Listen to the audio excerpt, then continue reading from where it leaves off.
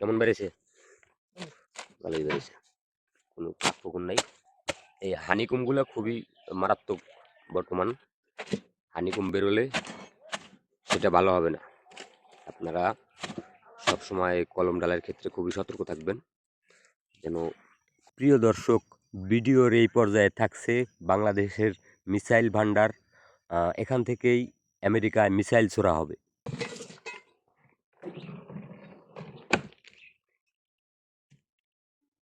খুবই সুন্দর বেরোইছে কলম।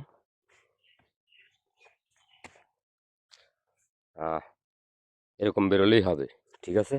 এটা মার্শাল্লাহ ভালোই বেড়েছে। ক্লিয়ার কাভারিংগুলো দেখেন, একবারে ঠিকঠাক মাইপে দিছি। একবারে আপনি এক এক পাশে পুটিং কলমের জন্য আপনার ক্লিয়ার কাভারিং দরকার হচ্ছে এক এক সাইড 2.5 ইঞ্চি করে, চতুর্পাশ অল সাইড 2.5 ইঞ্চি কাভারিং থাকবে।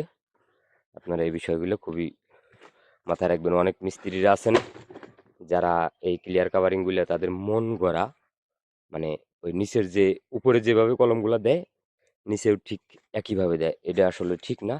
পুটিং কলম মানে নিচে একটু বেশি মাটির মধ্যে থাকবে, যার কারণে এটা খাইতে পারে অনেক তাড়াতাড়ি রডের ভিতরে, যেন হাওয়া না ধরে বা জংকার কোনো বাইরের আবহাওয়া যেন ভিতরে না যায়। এই জন্যই কি এটার পুটিংয়ের কাভারিংটা একটু বেশি, ক্লিয়ার কাভারিং বেশি দিতে হয়।